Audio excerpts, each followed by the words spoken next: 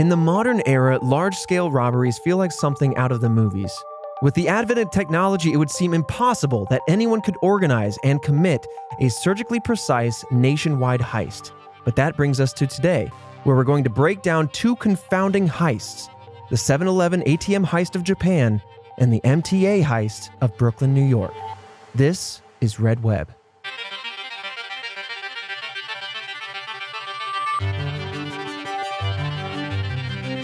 Task Force, welcome back to another episode of Red Web, the show all about true crime, cryptids, conspiracies, the unsolved, the unknown, the inquisitive. The occasional movie reference. And many movie references. I'm Trevor Collins, and that is Alfredo Diaz bringing his gut check, as always, coming in blind, asking those questions, digging in. Never knowing what's up next. Task Force, he's your proxy, and I hope you're proud of him. Through me, you will ask the questions. Yes. He sends out like a spirit bomb into the future. That's true. So when you think your questions while listening, he's capturing them live here in the studio.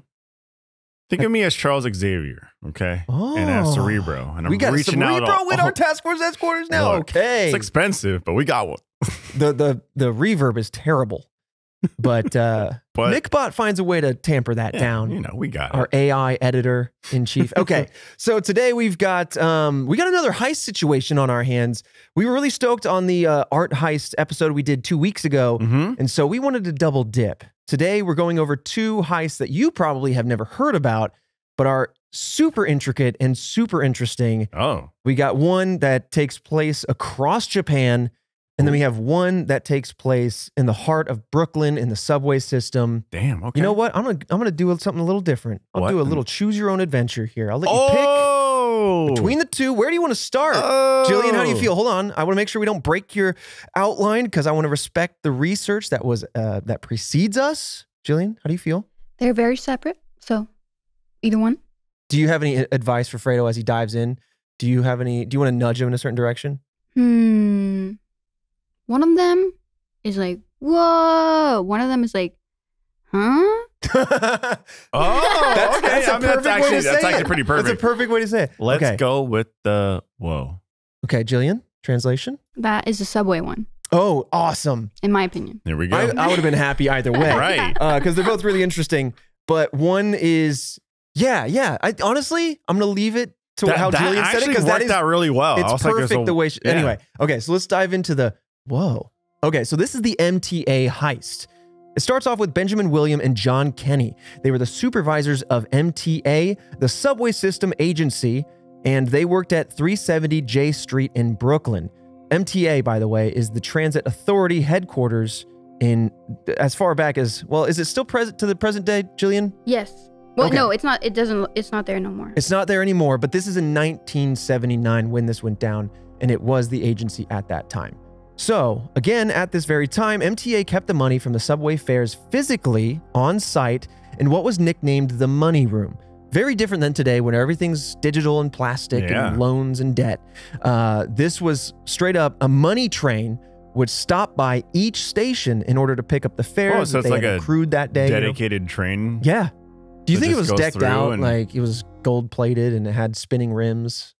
Wild. What are they, the task force, just spending money on stuff that they shouldn't? Well, hey, that's how we pull up to the office every day with our spinning rim trains. But okay, so essentially what this did was it went by each of the stations in order to pick up the fares on a set schedule because everyone was paying with money and they needed to physically grab that so no one station was overflowing with cash. And then they would hike that back to the MTA headquarters, which had its own dedicated station right below the headquarters, which it would have it would all be stashed there and secured with armed guards. But what happened was on July 23rd, the two men that were headed into the building for work that day, you know, they were doing their routine, going through their rounds, checking out the money vaults as it were, probably smelling the bills, getting a couple like flips of the deck. I do it at least once.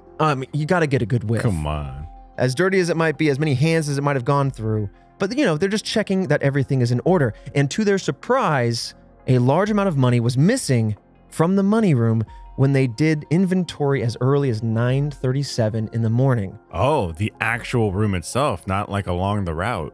Yeah. Ooh, oh yeah, that's big. Deep in the heart of the whole system, not on the train, not at the stations, in the heart. All right, whoever took it went big. Then go big or go home. They went big. Okay, you would think it'd be easier along the route, but yeah, I hit the source. Mm-hmm. Right, because there's a lot of loose ends along the way. But when you go straight to this is some sort of like Ocean's 11 situation. Like you're going for the heart of the beast. The vault. Someone's sneaking in and avoiding lasers and stuff. So in total, and we'll have to check this out with inflation, but in total, the thieves left with about $600,000. Which Jillian's looking up what it is. Clear $1 million then. Oh, easily. Easy. While she looks it up factually, I'm going to go ahead and say that's a fire from the hip, 15 mil. Damn. Inflation hit that hard? That's my guess. Jeez. What's your guess? 1979? 600,000? Mm-hmm. I'm going to say 10 mil. Okay. Okay. You Price is Righted me. 2,415,000. Well, inflation didn't hit that hard. We threw it. We shot for the moon. Yeah. Well, okay. So anyway, they left with $600,000, and there's a few interesting notes regarding that amount, and that we'll dive into in just a second. But this was about 120 pounds worth of dollars, not like UK pounds. I mean like weight pounds, because there were about 60 stacks of $10 bills, each of them containing about 1,000 bills. And so that's, when you put it all together, it's about 120 pounds of heft to have stolen from this room. So whoever's running around, they're not nimble on their feet. They're dragging these bags. True. A lot less heavier than I thought it would be, though. I feel like a couple people can manage that. Yeah. Yeah. If you're like, hey, I need you to transport 600,000, and be like, ooh, what are the bill sizes? You said dollars? They were $10 denominations. So if it was like $100 denominations, 12 pounds, you can sprint off with some 600K. Yeah, easy. Yeah, that's a lot. Yeah, it is. But interestingly enough, right, 600,000 does seem like a lot, and it is. But comparatively, in this room is known to hold sometimes millions of dollars worth of dollars. What? Of money? Of dollars of money. Either way, this room is known to house upwards of millions of dollars. And so it's interesting that that's as much as they walked away with. So, question. Yes. Did they choose to walk away with that much, or was there that much that day? Ooh, good question. We'll dive in with a not exact answer, but I think this will help a little bit. Unless, Jillian, do we know how much was in that room that day? Because we know some was left, right? That's a good question. Let me look. Yeah, so while Jillian's looking up the exact amount, essentially, and this is a professor at CUNY, Andrew Sparberg, he said, quote, other money was there, but this money, the stolen money, apparently had already been packaged for delivery to the bank and subsequently was gone. Oh, it was already packaged nicely for them to just walk away with it. So that answers why they walked away with that set amount, because it was already prepped. But yes, I am curious as to what the total might have been.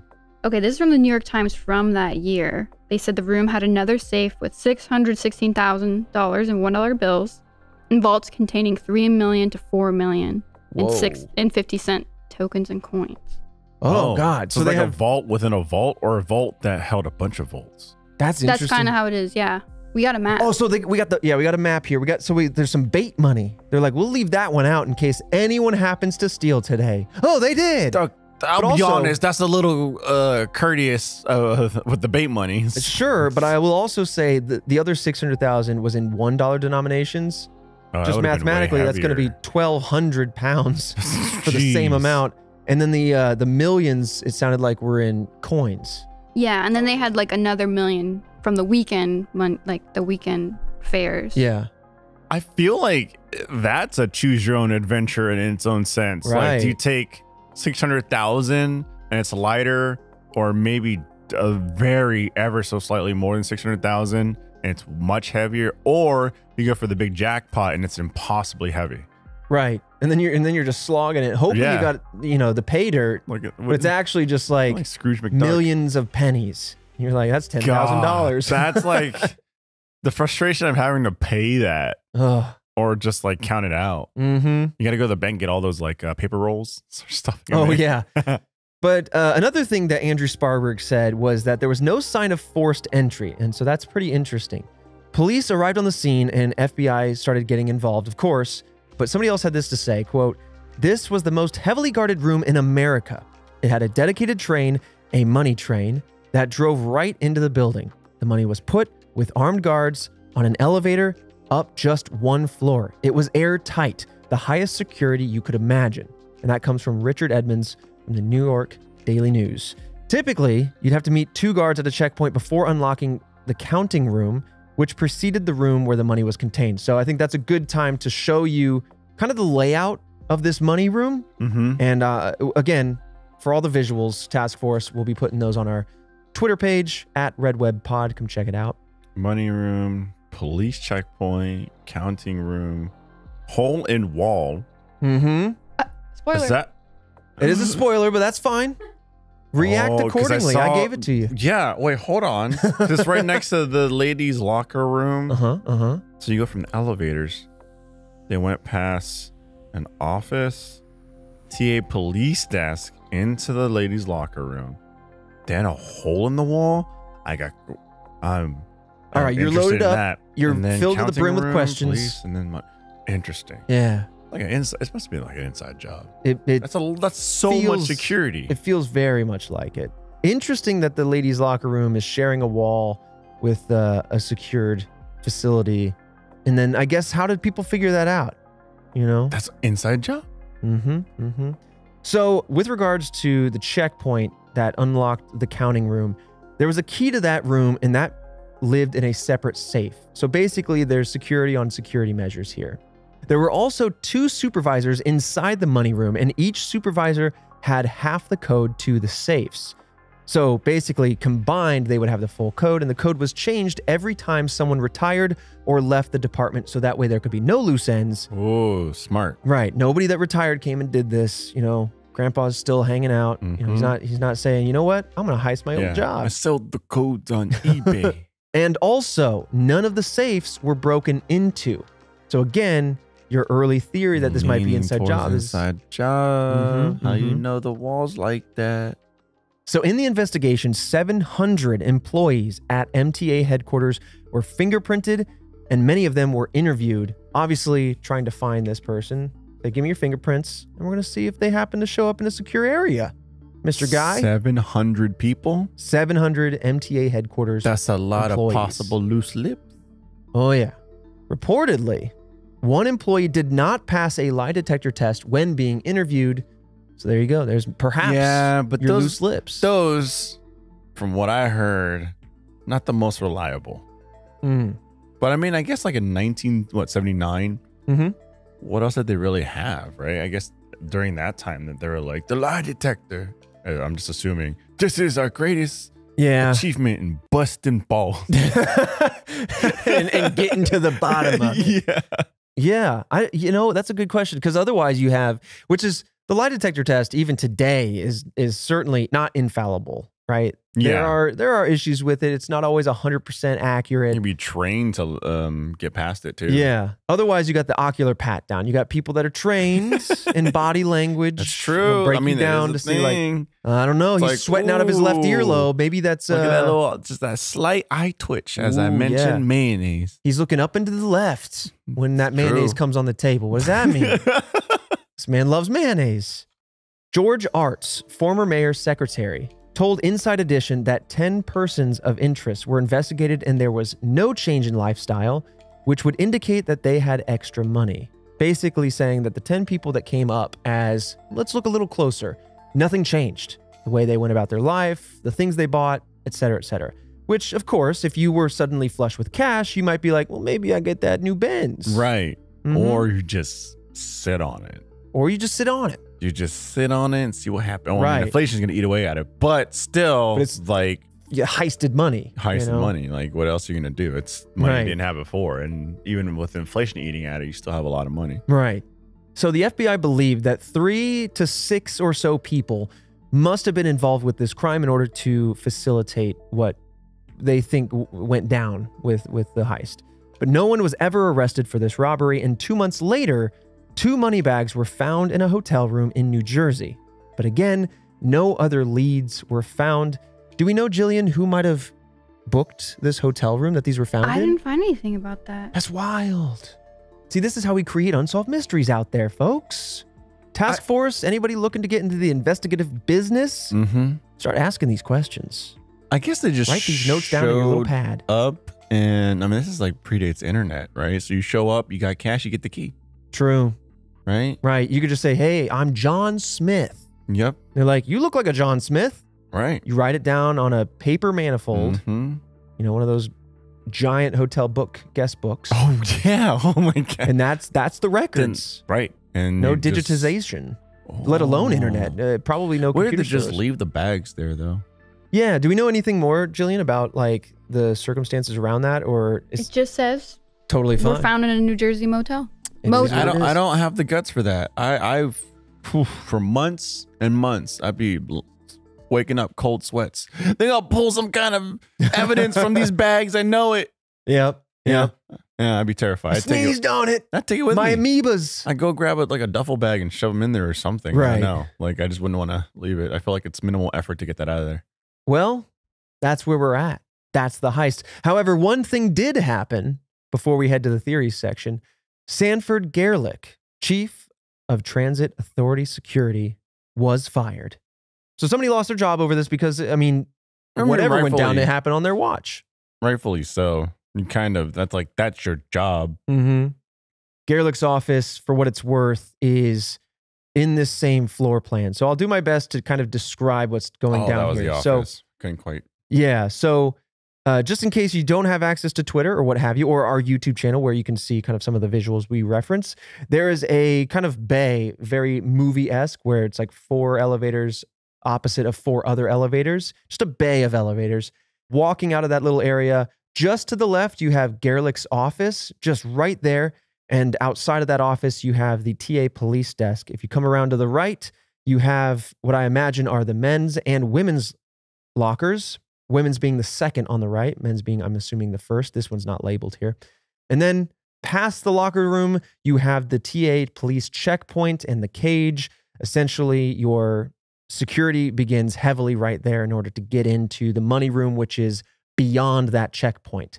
Now, what they're assuming went down, and I'm sure we're going to discuss some of this in the theory section, so I'm jumping the gun a little bit, is they presumably went from the elevators through the ladies' locker room, busted a hole in the wall, which then allowed access into the counting room, which was just next door, shared a wall, Mm-hmm. and then through a door was the money room with various vaults. I'm just and so interested. locked up The things. hole in the wall.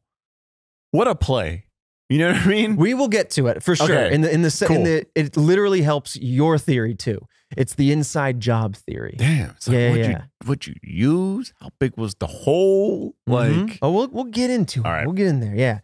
But let's talk about the first theory. It's a little simpler, and it states that, or it's theorized that whoever stole this money from the money room took it into the offices of the building and subsequently threw it out the windows, which is why there's no trace, no change of life as far as, or lifestyle, I should say, as far as any of the prime suspects. And also, it's in the wind. wait, threw it out the window from where? What room? The money room, I think, had windows. Why did it have a window? Well, this says they took it up into the offices of the buildings, but you're right. If the money room has windows, I think the money room had windows. some faults. Why you got a window in the money room? Right, I feel like that's the easiest way to go You're through. right. Go through the window. But I might be wrong. essentially, if they threw the money out the window, I don't think they opened the bags and let the breeze take it. I think they threw it out as a lump. Yeah. They would have to have someone outside waiting for it, so that way you could sneak down in your That's building, an easy la-ba-da-ba-da, transfer job. come right back up there. and chuck it. Right. You would look like you never left your office. You might, then divvy that money up accordingly. Oh and my goodness. keep your lifestyle. Oh, there's no way. Yeah. And Jillian looked that up. There's no way there was a window in that. Let's get our buff scientist on this because we will need a buff scientist. You will need the buffest 120 pounds of minds. money being thrown out a window. It would be quite difficult. Scientist number 1, Jillian. But truly, though, seeing a 120-pound set of bags coming out the window would be hard to go without a single witness going, yeah, about that time of day, I saw a bunch of bags falling Right. out the window. Unless it was towards an alley or something like that. But That's even worse. I mean, yeah, maybe we built this window in this here's the money room. with millions of dollars. And hey, we made sure the window looked out into an alleyway. Right into an alley, hidden behind a dumpster. No, I don't believe. I don't buy it. There's so Yeah. many things like FBI losing evidence. Well, imagine got tossed into a pillow truck. You know, no way. Like one of the most secure places in America. Had a faulty window. Mm-hmm. I don't think the window's what we're talking about, though. Yeah. I don't think it was thrown out any windows. Those are hypothetical. But the money room was on the second floor, so it's possible. It says it was broken up into vaulted areas with visibility sometimes obscured by bars, windows open onto outside streets. Mm. There were windows. So they're barred up. Out to the streets, you know, if you got a guy going up a lofty ladder, trying to rip through those bars, Hulk style, and then carving very delicately, etching the glass in a circle fashion so you could reach in. I'm sure like the whole street's going to be like, yeah, there's a guy. Yeah. You probably can't open those windows. Yeah, you probably can't open those windows. Well, I'm sure the building's old enough. I'm sure they're painted over anyway. So yeah, that whole etch that circle, it's always so satisfying to look at. And then movies. They go, dink. Yep. And I'm like, oh man, that's nice. Would they use that? Would it like a diamond to cut it? It's usually like someone's really sharp nail. Oh. Yeah, that's what I see in the sounds cartoons. Painful. Yeah, they just take they bite their nail a little bit. Long one. And then they... Another theory that, you know, we don't have much other information on is that the money could have been split up within the locker room once pulled out through that hole in the wall, divvied up accordingly, maybe worn on someone's persons, and then these extra bags were just like dropped off at a hotel or forgotten, or someone fled in some way, you know, out of nerves. I don't know. It could also indicate the fact that there is a motel in Jersey that housed two of these bags. It could say that maybe these people were from interstate, not local, and kind of came into town to do this bust, and then out they went, which then kind of says, is this an inside job, or was it a combo of inside and outside? So let's talk about that. Let's talk about your theory, because I do like it. Was this an inside job? Go ahead. Aren't the monies necessarily like tagged too? I mean, not that like, you know, every corner store or whatever is like counting looking for the digits that they're posted, but theoretically, right? Yeah, I mean, there's serial numbers on it, and I don't know if they're like, we mark the serial number of every bill or the top bill. Right. I don't really know. Yeah, I don't know. And that's just a dead end, but I was just... There's a lot of... My mind putting myself in the situation, I'm like, oh man, I'm going to spend this, and they're going to track it down and be like, this was the serial code on one of the bills that was taken. And I mean, it happened in DB Cooper. That's true. We talked about that one. Yeah, they basically, when that money was disappeared, they were said, shooting that out, right? The list. Yes, they released a huge list of a bunch of the serial codes, because as they garnered the money, they wrote them all down, gave them to the interesting individual known as DB Cooper, and off into the night he flew. I don't remember much anymore, but I don't think many of those serial numbers came up, as in none of that was spent. So it raises only more questions. I highly encourage you to check out that episode we did many months ago. It's a good one. Very good mystery. So let's talk about this being an inside job. The FBI and the MTA employees believe that the robbery must have been an inside job, just given the security, given the proximity, and given the fact that this whole thing went down at the headquarters of all places. None of the weak points, literally at the center of the security. When you were first telling me about this mystery, like right off the bat, I was like, oh, at some point during the transfer, that's when it was hit.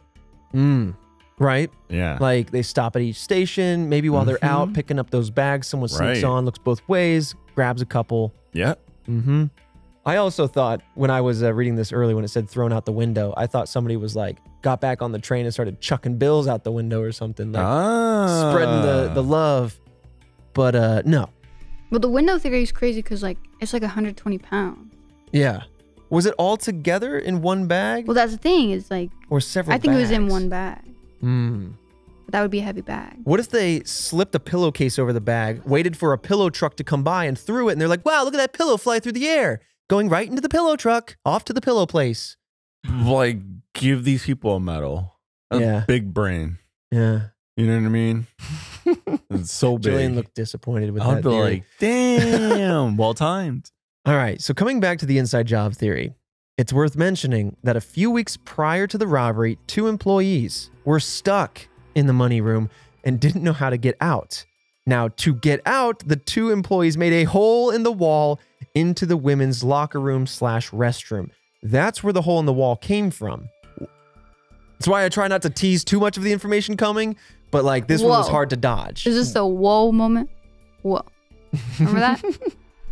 He's processing. I would have never seen that coming. Yeah. Yeah. That wouldn't have been on the top 50 things that I had to, to think up of how there was a hole in the wall. Employees got stuck, and so they made a hole in the wall. Absolutely. Well, the employees themselves did. They said, we're locked in. We don't know how to get out. Wait, the employees themselves made the hole? Yeah. It wasn't the company's like, they're like, well, I guess like. They found like a loose part of the wall unscrewed. And then just shouldered it in. Loose part of the wall unscrewed. There's a lot of pieces here. A lot of pieces. See, I think if you took a vent off, you'd find some loose wall edge that you could get a hold of. Yeah. Otherwise, if it's a big old smooth wall. And I would also presume that one of these individuals used the ladies' locker room, or at least knew that it shared a wall, because otherwise you could just be digging into, I don't know, the wall. God knows where, yeah. Why not just wait? Well, if I was in a money room and I didn't know better, except I watched a lot of movies, I'd be like, the air's getting limited, right? Yeah. You know? Damn. It's like high tech as hermetically hell. sealed. Right. But I'm sure that this isn't that kind of thing. I would have considered busting the window if it wasn't bulletproof or something and just going, help, please, God, I'm stuck in a money room. I'll throw you one of these bills if you help me out. I feel like there's a system and a shift and all that that I would just wait on. And then on top of that, I feel like I would get in a lot of trouble or possibly fired if I made a giant hole into the money room. Yeah. It's a weird pickle to have gotten yourself into. Suspect 1 and 2 right there. Yeah, honestly, yeah. I don't know how they got in there without being able to get out. But either way, they made a hole into the women's restroom / locker room. This hole was eventually patched, though it is worth mentioning it was patched kind of haphazardly. It wasn't a perfect patch. Man. Clausen, hey, gotta watch the budgets these days. You know, can't go blowing the monthly revenues on a hole in the wall. Shave a little bit off of the top of that damn money room and seal that thing up properly. You know, that hole in the wall. I mean, they paid for it. You could have gotten a really nice patch for $600K. Instead, you patched it however you did with a $10 job, and you lost $600K. So yeah, you know, never skimp on your security measures. Apparently, they were trapped in the wall because the 2 guards stepped out for coffee. That's the longest coffee. Right. And if they stepped out for coffee, I'd still wait. Did they not know that they were in there? They're like, all right, you keep counting the money. I'm going to go get a coffee, you know, rendezvous with somebody. I haven't found anything that says how long they were in there, but... long enough to kick a hole in the wall. Right. That sounds like desperation. That or the person got stir crazy like that. Like lickety split. I'm busting a hole in this. I feel like it'd be at least 4 hours. I'm not even by myself. I got someone else to hang out with. Right. I'm going to get to know that person really well by the time I get out of there. Rock, paper, scissors. Develop your strategy. Like somebody's going to... Exactly. Somebody Learn checks the game. it at some point. Like... At some point, somebody would be there. Right. I mean, I like to imagine the security guard's like, yeah, no, it was about a 5-minute break. I got some coffee. I came back. They busted a hole in the wall. There's a damn hole in the wall. Yeah. Literally, like the door closed. The person went up and went, it's locked. It started busting the hole in the wall. We got to get out. Okay. So a week before the crime. All right. So we talked about a few weeks prior, get lost, get trapped, hole in the wall situation. I swear, if you tell me that there was an employee with a suspicious background. Oh, well, we'll get into it. So a week before the crime, a notice went out to the employees that the electricity would be out for maintenance the weekend leading up to the crime. From 1:25 to 2:20 p.m., almost an hour, the electricity was out and the money room was reinforced with an extra guard. It's likely that whoever stole the money knew about the hole in the bathroom wall and used it to plan out their attack during the blackout in order to cover up their tracks, you know, and get away with it. Or the thieves were the employees who discovered the hole in the wall or made the hole in the wall or the extra guard themselves. Either way, there's a lot of loose ends here and the power was out. So it's theorized the insider was there the day they discovered the missing money and acted as everyone else did, surprised and just typical. Yeah. Oh my God, what? Whoa. Like, whoa, Johnson, why are you out of breath already? We just saw it. I'm normal. Everything's fine. Why do you smell like money? See, that's the thing. If the guards, Fredo, we need to be guards. We need to be training some guards. Jillian's sniffing and smelling. Get a little sniffing. Get a little sniffing. Jilly, Just a see, the little three of us sniff. knew if the guards just whiffed and sniffed that money, they could have sniffed this out like a bloodhound. I can you know? smell you. Right. Why you smell like money, Johnson? Mm-hmm. So that is the MTA heist of 1979 in Brooklyn, New York City.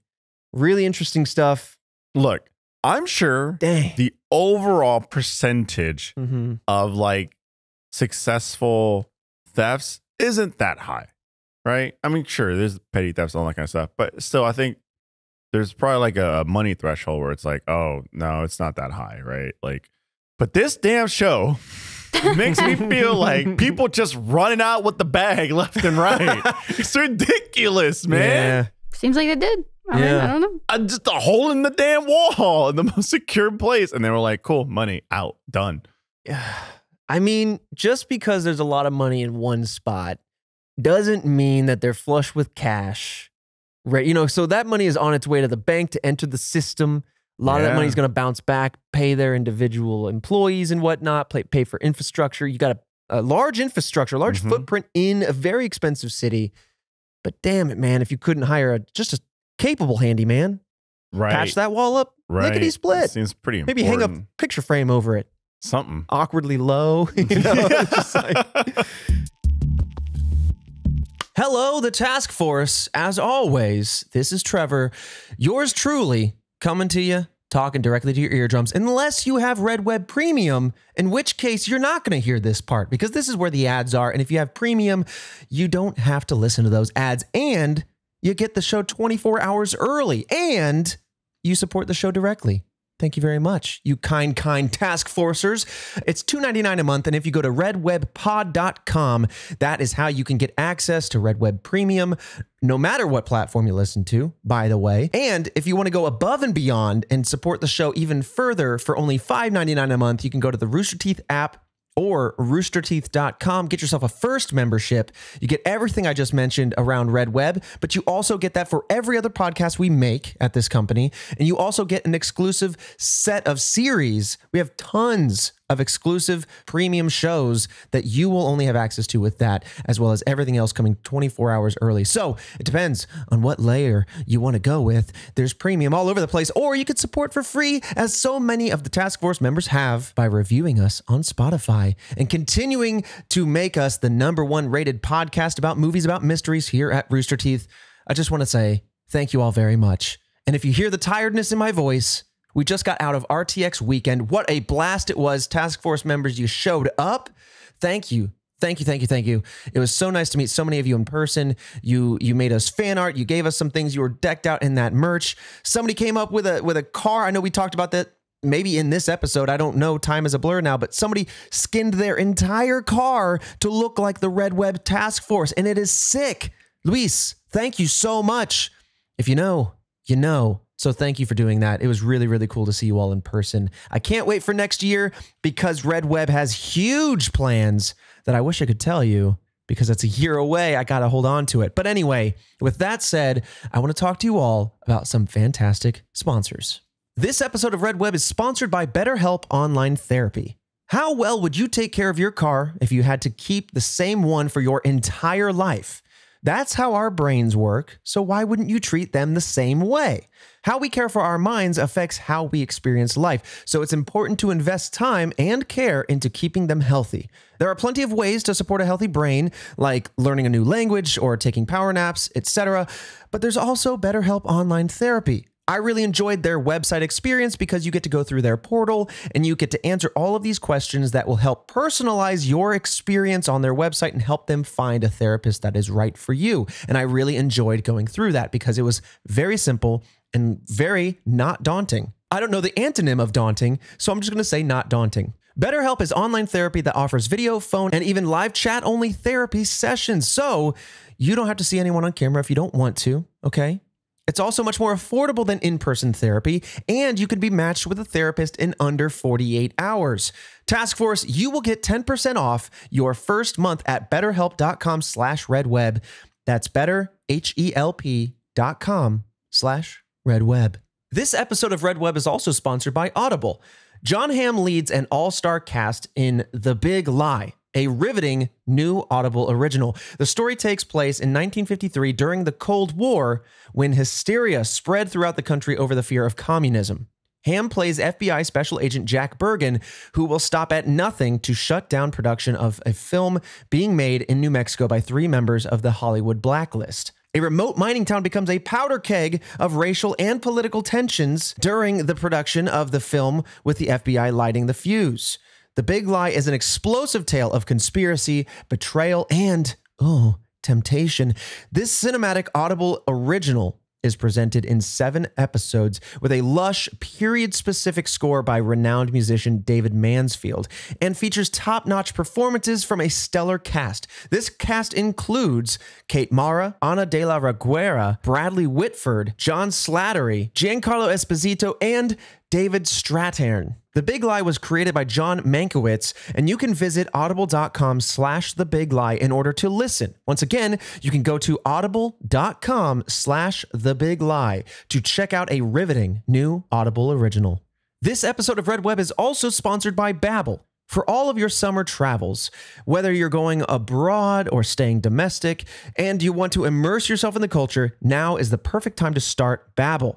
Babbel is the language learning app that's sold more than 10 million subscriptions.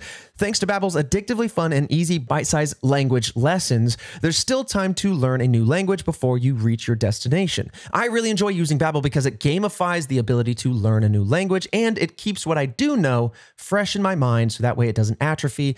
You know, if I go to France and I want to speak a little bit of un peu de français, or if I want to go to Mexico and I want to speak un poco de español, I'm much weaker on the Spanish side, but that's what Babbel is here for. With Babbel, you only need 10 minutes to complete a lesson, so you can start having real-life conversations in a new language in as little as 3 weeks. Other language learning apps use AI for their lesson plans, but the difference here is that Babbel lessons were created by over 150 language experts. Their teaching methods have even been scientifically proven to be effective. With Babbel, you can choose from 14 different languages, including Spanish, French, Italian, and German. Plus, Babbel's speech recognition technology helps you improve your pronunciation and your accent, which I find to be very important. There are so many ways to learn with Babbel. In addition to lessons, you can access podcasts, games, videos, stories, and even live classes. Plus, it comes with a 20-day money-back guarantee. Start your new language learning journey today with Babbel. Right now, you can even save up to 60%, that's 60, off your subscription when you go to babbel.com/redweb. That's babbel.com/redweb for up to 60% off your first subscription. Babbel, language for life. With that said, let's dive right back into the mystery.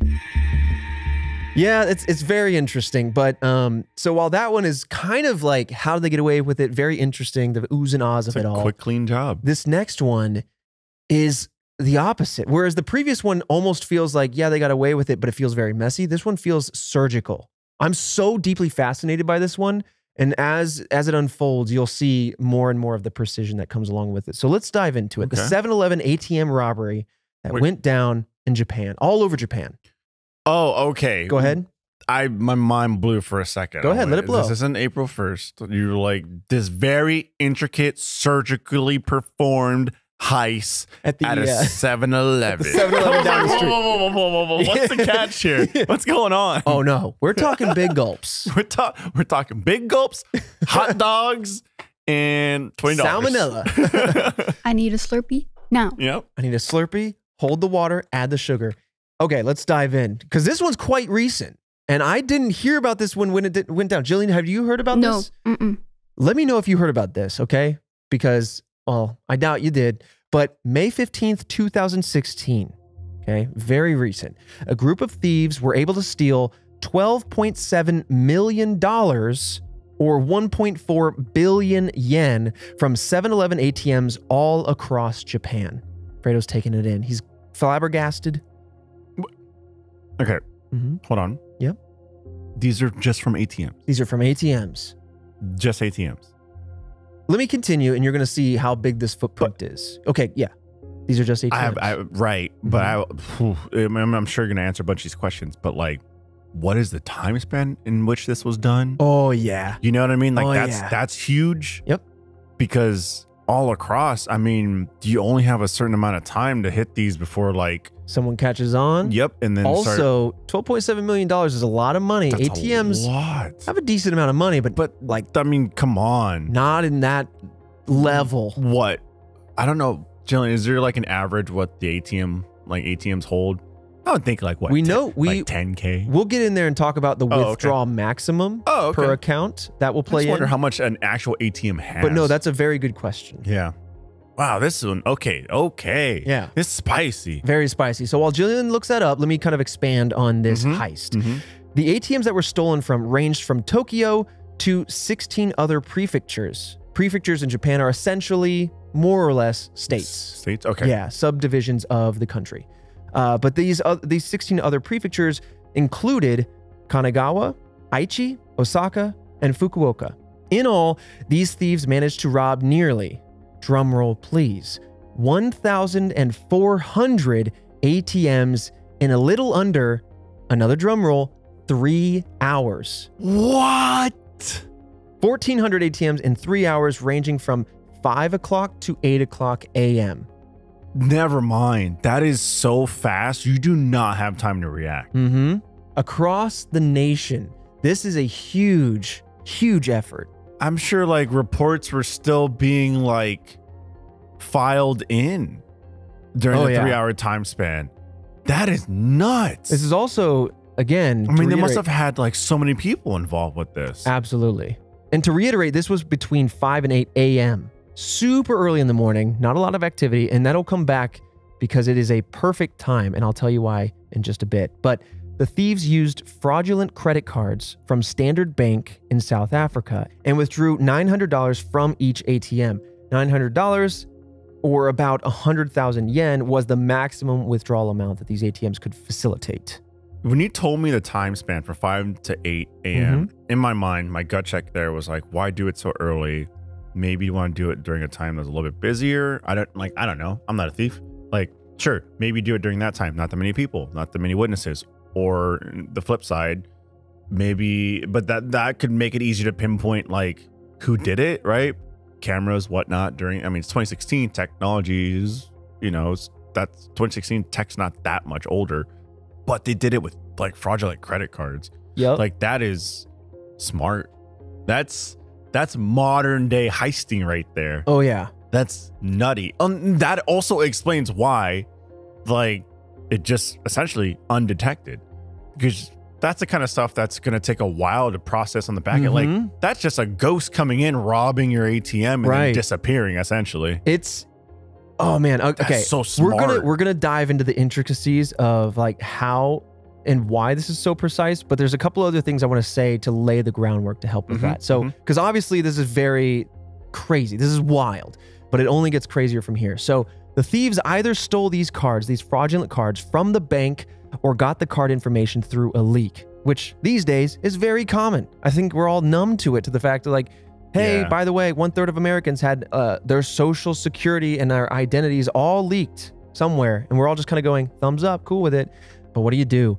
So it could have come from anywhere, but ultimately the ATM transaction data suggests that information from roughly 1,600 credit cards were used to facilitate this heist. It's a lot of cards, a lot of plastic. I mean, the thing too is that each person can hit the ATM multiple times.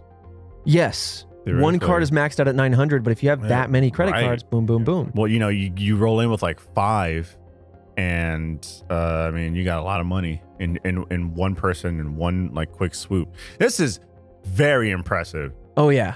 This is, I mean, like these are like short little like mysteries, but this might easily just jump up there as one of the top ones for me. That's oh yeah. Didn't even, wow. See, now you're starting to understand Jillian's like, who and whoa. Huh? I think it actually, maybe I should flip which one was whoa and which one was huh? Really? I think they're both. I think it works perfectly. I was very much. I was a little unsure myself. I mean, initially I was very much, huh? Like, how in the world? Right. Like 3 hours? What? So, in this, again, under 3 hour period, some are estimating around 2.5 hour period, it is reported that over 14,000 transactions took place, leading police to assume that there must be to do this across the nation, there must be hundreds of people involved in this theft. As a result, Standard Bank announced that they had lost about 300 million rand, which is the official currency of South Africa and several other South African countries. But that would be about $19 million. And that's the loss that the bank saw due to this fraudulent activity. The thieves must have been very meticulous about the planning, as you can tell, due to the timing of it all and the placement of it all. And so we're going to break that down in a couple of factors. One being the places. Why 7-Eleven? Why the bank that they chose, the Standard Bank of South Africa? And then also why these hours in the day. These are three things that all created the perfect storm for this heist to happen. So when it comes down to the banks, they considered Japan to be a very low-risk country as far as fraud and other crime because of their national low crime rate. And most banks were not accepting international credit cards at ATMs, so that was another factor. I say most banks. The thieves used cards from Standard Bank, which was an international bank, because it made their behavior less likely to be detected in the wee hours of the morning. Basically, totally different sides of the planet. So the totally time zones. Oh. And I'll expand upon that too. But furthermore, they targeted 7-Eleven ATMs specifically because these were some of the few across Japan to accept international cards, which makes sense. It's an international kind of staple. It's a franchise. Yeah. And so if you have somebody traveling internationally, they're going to be like, oh, I recognize that place. Let me go take my perchance American card and swipe it, you know? So that's kind of laying some of the groundwork. And when the thieves began withdrawing from the ATMs, it was around 5 a.m. in Japan, but 10 p.m. in South Africa, creating a perfect window where one nation was very early and one was very late, which is a prime window. Damn, that's smart. To decrease that detection rate. Yeah, and there's the reason of that like little time frame there. It just draws into question for me why, if they're going to be automated on their security, why lessen those bars just because the hours are off, right? Why become lax on any front unless it's because of the human element to it? Like, I think so. You know, I think people are sleeping. People are sleeping. There's less activity going on at night in that time zone. I mean, I guess the choice there, it's like either be more lax or spend more, just burn more money on manpower and man hours just to make sure to protect yourself against a what if. Right. That's exactly it. And so when they're saying, all right, well, we need to decrease costs and increase all of this other stuff, that's probably exactly what they did. They said, we looked over the data, folks, and we've seen that we've never had a heist happen at 10 p.m. Yeah. I mean, oops. You haven't had it happen for a very, very long time. Who else is going to like think to do that? Right. So, I was sorry. I was mentioning earlier, like the thing that's so astounding about this is that it's so low touch. Oh yeah. Like we've covered a ton of heists and robberies and all that kind of stuff. And just like stealing of money or property and everything. But this is just so slick. Right. That's where I say this feels very Ocean's 11. If you've ever seen the movie, it's basically like a team of a bunch of people, each have a dedicated role, and then they can break down an otherwise complicated heist into parts to make it doable. It's a very fun watch. Yeah. I know we don't often mention movies on this podcast. No, we don't. And which is weird because we are Rooster Teeth's #1 movie podcast about mysteries. That's true. Anyway, there was a banking security consultant that was on record as saying, quote, "The thieves were smart in selecting Japan. They found a badly protected ATM network in a low-risk country, guessing that the fraud analytics software would not automatically block the transactions." So the same consultant also said, quote, "If they would have gone to any of the surrounding countries, they would risk detection and blocking by Standard Bank's fraud analytics software." So basically, it's the conjunction of time with the specific bank they used, with the specific ATMs in a specific country that enabled this to just kind of skirt under the radars. So then the bank, it just seems like the bank's software was set to like a low security threat setting of some sort that allowed it to happen. So I think what happens is, and this is my rudimentary understanding, is that there are parameters set based on a few functions, right? Some things like a certain dollar amount instantly block. And then, for example, if I took a debit card and I went and bought something expensive, my bank would say, hey, was this actually you? They would have blocked it, called, is this you? Yes, it is. Then they approve. And that's the dollar threshold. Another element is, are you in a different country? Then the dollar element goes away. If you're spending in a different country at all, they're going to call me. That's me personally. That's just a normal bank that I'm aware of. Yeah. But given that it was Japan, those thresholds were softer. Given that it was 7-Eleven ATMs, they had, so basically they found the perfect combination of everything where the bars were lowered so low that they could get away with it. But anywhere else, it would have been found. Right. That's crazy. That's so smart. So the Japanese bank 7&I Holdings owns all of the 7-Elevens in Japan and is one of 2 banks in the country to allow ATM withdrawals on foreign credit cards. 7&I Holdings and Standard Bank have both been critiqued by cybersecurity experts, rightly so it seems, for not having systems in place to catch spikes in unusual activity during what would otherwise be known as quiet hours. Basically, to your point, yeah, sure, it passes the vibe check, right? Like, nothing is raised a red flag. However, an inordinate amount of activity is happening off hours. That needs to be its own rule. All this stuff is happening on the side when otherwise it's dead quiet. That should flag something, right? Yeah, there should be something in the program that goes, this is odd, and then just starts blocking everything. I like to think it's like a Homer Simpson sort of situation where it's just a doofus behind a computer that says yes and no. And he's just staring at the screen 8 hours a night, every night. Nothing ever happens. This night, he's like, screw it. I'm going to take a little nap, a little kip, rest my eyes. And then a thing pops up and goes, hey, a lot of transactions happening. You want to investigate? Y or N? And then they're just like drooling, sleeping. Right. And letting you know, oh my God. Maybe I would not want to be that person. It's interesting timing because I remember when credit cards started having the chips added to them and now they have the tap added to them. Well, this robbery actually took place when major credit card companies like Visa, like MasterCard, were all implementing the chip on credit cards in order to increase security measures to hopefully avoid fraud like this in the future. At the time, Japanese ATMs were not accepting chip cards, only magnetic strip cards, which are also way easier to make in like your house or whatever. Like if you have the data, you can create a magnetic strip and off you go with a card you created. Chips are way harder to duplicate. So that's like an interesting note. Oh man, the perfect storm. It is also worth mentioning that South African ATMs required a chip card, so that kind of ruled out that destination as a spot to hit. Oh, yeah. Despite, despite it being South African cards. But after the fraud, Visa and MasterCard gave Japan a deadline. Basically like, whoa, that cannot happen. Like, we are going to protect ourselves. Let's give you a deadline. October 1st, 2017. You need to start accepting chip cards. Otherwise, you're going to be risking liability if any fraud comes your way again. Because we, as a company operating in your nation, don't want to be held accountable, right? Remember the bank, Standard Bank, lost 19 mil? 19 mil, yeah. Oh, I'm sure some of that is insured. Probably. But damn. But some of that feels like negligence, which would not be covered by dang, you're right. Insurance. Look, you damn well know the insurance is going to try and find some kind of loophole. Oh yeah, every time. Every time. In 2016, there was an article where authorities claimed to be looking at security camera footage to try to identify these thieves, which is smart, right? ATMs typically come partnered with a security cam, whether on board or somewhere nearby. And it wasn't until the fall of that very year that any arrests started being made. So we do have some arrests. A little tease for you.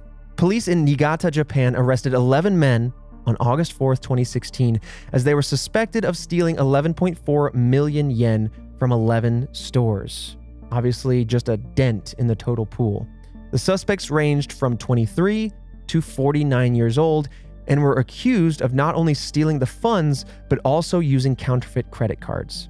Authorities claimed that some of the men arrested admitted their involvement in the heist, and among those arrested is Junya Tanaka, a senior member of a group affiliated with the Yamaguchi Gumi, Japan's largest organized crime organization. The men were identified through analyzed security footage, as I mentioned, which showed them using plain white credit cards in order to make the withdrawal, which makes sense because if they're kind of making their own blanks and then putting magnetic strips on stolen data, you don't need to stylize them or anything like that. Customize it with your favorite picture. In fact, you probably shouldn't, right? Like that only makes it easier to track. Like this, man, that would be sleek though. This is my credit card. Sir, that's a blank card. Right. You flip it over, there's just one clean strip. You're like, yeah, right. Yeah. It's the new clean card. It's an Apple card. The Aichi police in Japan also arrested 2 other men, Tatsuo Nakazono and Katsuya Sahashi, both from the Aichi prefecture in connection with the theft. Nakazono and Sahashi stated that they stole the money in return for tens of thousands of yen promised by an acquaintance, just an ambiguous acquaintance, someone that they didn't want to spill the beans on. So essentially saying, hey, we did this heist for someone else and they promised to give us a cut. And I'm like, why didn't you just keep it and run?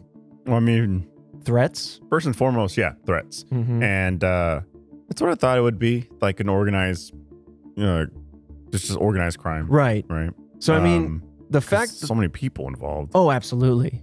The ages are widespread from 29 to 49, or excuse me, that too. 23 to 49. So like, damn, it's crazy because like we got people who we knew were involved and we knew who did it. But overall, I mean, they still got away with it because there was so many people involved. It's like as soon as you mentioned like 100 people or something like that, I was like, there's no way not one person didn't get caught. Right. And some did, still doesn't make up for anything. What stands out to me is that clearly the people that perpetrated this crime ended up with the money in hand with the promise of getting a cut of it. So yes, I think there is threat. There is some sort of pressure here by someone or some entity that's powerful. Plus the fact that one of the people that was arrested was a senior member of a group affiliated with the Yamaguchi Gumi, which that then to me just kind of reaffirms that yes, this was very much an organized crime sort of situation. But good luck getting everybody. Right. Because no one's going to tell you anything. Right. And then also it just seems like they reached out to everybody. That's also a perfect way to separate yourself as a crime organization from a crime. You're like 2 degrees away. So you're like, well, we didn't do anything. They're the ones that did it. Sure, we asked them to do it and sure, we were going to pay them off, but you don't know that part, you know? Right. You start getting like the smaller like crime groups that are, within the family or the network. This feels very much like the art heist we talked about. Yeah. With the mafia having men in play that then did the crime for them. And then it kind of got like things then got passed on down and that's what makes these things so hairy is because once the crime has happened, the stuff's in the wind. It trades hands like 10 times just to like cut tails. Like, whew. Yeah. And I mean, like, here's the thing. I mean, you can, crack the case and slice through a couple layers, but it's so many layers deep that like you're never going to get to the end of it. You'll never get the true culprit in the end. Yep. So with regards to this acquaintance, right, that they said that they had promised to pass this money on to, apparently the men had said that they had already passed 1.2 million yen on towards that contact. So some money ended up making it there. And that's just from the people that were arrested. I feel like most of the money ended up getting to the primary target. And before we move on to the theories, just to give some more information with regards to these 2 individuals arrested in particular and what they did, because they're arrested, so it gives us some insight as to how this went down. They said they withdrew money from ATMs located in 2 convenience stores, just 2, using fake credit cards around 12 times.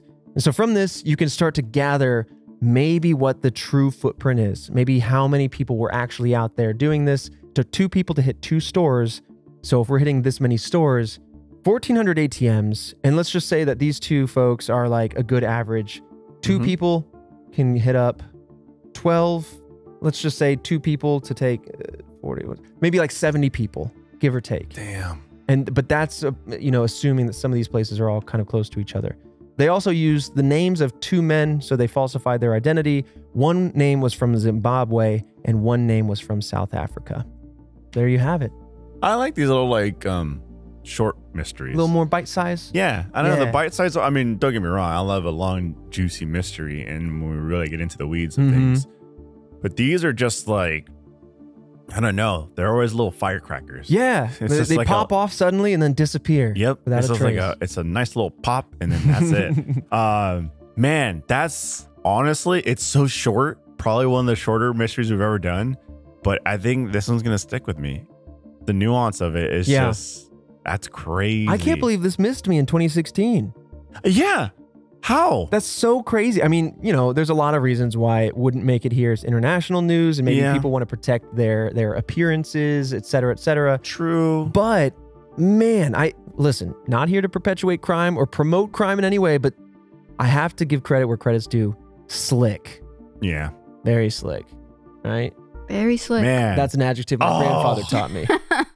I mean, when you introduced it, I was like, oh my God. It was like cutting into a medium rare steak. I want a well-cooked steak, but I don't want to be well done. It's well cooked by being medium rare. Yeah, exactly. And I was like, every little slice, I was Dude, like, this is juicy. I saw a new favorite burn of mine where I saw this picture of a steak on social. Jillian, I have to believe you've seen it. It was cooked very thoroughly, like well done. And I feel bad because the person who posted it and it went viral, they were so proud of it. They were like, hey, I cooked steaks with my dad. You know, here it is. And then it was also cut open in a way, like you don't see a clean cross section. Instead, it looks like it was shredded open or torn open. It's a proper way to actually cut it. It was definitely very well done. And one of the top comments was, sir, that's not well done. That's a congratulations. I'm like, oh. Internet be funny sometimes. Yeah. But okay, let's talk about the theory. One main theory, and I think, honestly, it's more than theory. I tend to subscribe to this myself, but let's talk about it. That this went down and was organized due to an international crime organization. Yep. We got the Yamaguchi Gumi, which is very similar to the mafia here in the States and abroad. This group is comprised of the world's wealthiest gangsters who make billions of dollars every year through various means. And this is a pretty long list, but in no way is it extensive or exhaustive. So operations like extortion, gambling, the sex industry, arms trafficking, drugs trafficking, real estate, construction kickback schemes, stock market manipulation, internet pornography, and apparently financial fraud. ATM heists. Okay. I was just looking for a way to I really thought you were going to be like, exaggerate. and apparently the selling of Smushmallows. I was like, oh my God, they're in the Smushmallows. Yeah, and downsizing those Kinder eggs that you get every Easter. They get smaller each year. Oh no, the Cadbury creamer, they all get smaller. What are we talking about? It's candy inflation. Yeah. Keep the prices stable, but the candies are getting tiny. It's called shrinkflation. Shrinkflation. There you go. That's one of my favorite subreddits. There's a whole subreddit to shrinkflation. All right, we're gonna connect after this episode. Sorry. I need to get in on that. Yeah, that it's probably happening. It plays well. BJ Novak introduced that on was it Conan's show? It was a late night show where he's like, here's last year's Cadbury egg and here's this year's. And I'm like, that man had that in his house ready to go. But yeah, so obviously these organized crime efforts are very exhaustive and include ones like we outlined. Right. They don't leave anything on the table. Mm-hmm. Now, when it comes to the authorities, given all the information that they were able to kind of gather from the people that were arrested, they suspect more than 100 people were involved in doing this. Now, as far as who is involved behind the scenes, behind those 100, the question mark is still out, right? But we know that at least 11 of these men were involved and were part of the crime organization themselves, but we don't know about the rest, and we might not ever know. So, was it 100 people pulled off Craigslist? Some of them involved with crime organizations, some not, some kind of being randos. Perhaps another question worth asking is, were some of these people involved or employed at 7-Eleven directly? Maybe this is another inside job. I think the big thing is just like, well, I mean, if there's such a big organization, I'm sure it's like, well, do you know anyone that is like within the network? Essentially, it's like, hey, here's a email out to everyone in the organization. If you know someone that would qualify for this job, let us know because we need about 70 people. So that's crazy. It makes me think to go way back. It's organized crime, man. I mean, you hear the saying all the time, but I mean, they've got it down. Yeah. It makes me wonder though, remember Lake City Quiet Pills? Mm-hmm. How this supposed organization of hit people, basically hitmen and women that would go out, snuff out bad targets, sometimes, I don't know, targets just in general. Right. They would use the back end of a website to communicate, and then they started getting cryptic. Mm-hmm. The question arises in my mind, how does an organized crime network reach out to so many people, some affiliated and some not? Do you just have a really tight ship of people talking only within the chain? And so there's a lot of pressure that if you mess up, it's your head kind of thing? Or is there some sort of I don't know. Like I said, Craigslist for crime. I mean, I assume it's like a corporation, right? Where you have like different levels of management and you kind of like trickle it down towards like the department heads. And then from there, it's like, okay, you're part of my department. This is what we're looking for, right? We're all in the crime business. Jillian, you getting this? Obviously, this guy knows a lot. Obviously, Hold on, write big down job. his notes, Getting Jillian. a little weird. You Yeah, know, specific. you know someone or a friend of someone or anyone that you think would be qualified for this. I know nothing about it. Right. And then Where would I start if I was thinking about this? I mean, Write this down, honestly, like Jillian. burner phones would work pretty well. You probably meet up at a local area where there's a lot of people, very like high traffic. Then you know float a couple little notes, something easy you can burn on the spot. All right, I think we got him. This is him. Bag him and tag him, book him and ship him. Come get me. No, but really though, you're right. I mean, like, dang, it's an organization held together not by incentives of positivity and payment, but incentives of I got in this by accident and I don't want to lose my head. Yeah, I mean, I'm sure And power. Once you start trickling down, it becomes less loyalty based and more Threat based. Oh Yeah. Okay, that's. I'm glad I'm right. If I was straight-laced. If I was to be involved, right. If hypothetically, from a hypothetical, like right, you're very empathetic. So when you look at something like this, you just kind of get it. Exactly. Yeah. Look, I don't know how I understood it, but I just kind of understood it. Well, that has been two. I mean, shorter as far as information, but still big heists. Yeah. Very interesting heists. Taking back to the steak. Juicy. Those are good ones. I like those. I'm glad we, you know what? I'm glad we did another heist here pretty soon because I was really interested in the art heist one that we did. We haven't really covered heists. Yeah. So we have a good little splash here. We're in that mindset. But yeah, we're looking at the next couple of episodes to come following this episode. Jillian and I are meeting, talking about some of those. So Task Force, keep the recommendations coming. Every single one that you send, we might not reply, but we try to favorite and send those off to our kind of master sheet of data and information. We have a whole room, like I said, wall-to-wall servers. We got the old ones, that clickety-clack on tape. That's where we serve up all of our data. We kind of spent more money on the room itself. Right. The actual servers. Well, they were antiques holes too. In the walls. No holes. There's no holes in this There's no wall. holes in the walls, though. See, that's the thing. You can't have holes in your walls if you cover the walls in those ancient computers that think like as slow as a dog. And they're bricks. In fact, this mystery, or at least the 7-Eleven mystery, was recommended to us by Rooster Teeth first member Eat Crab.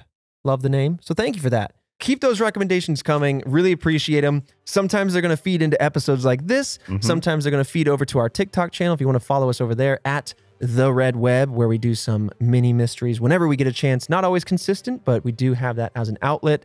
But otherwise, thank you for continuing to review us on Spotify, Apple, and everywhere. And Fredo, I'll see you right back here next Monday for another mystery. I had nothing to do with this robbery. Where's Christian? Oh, plot twist.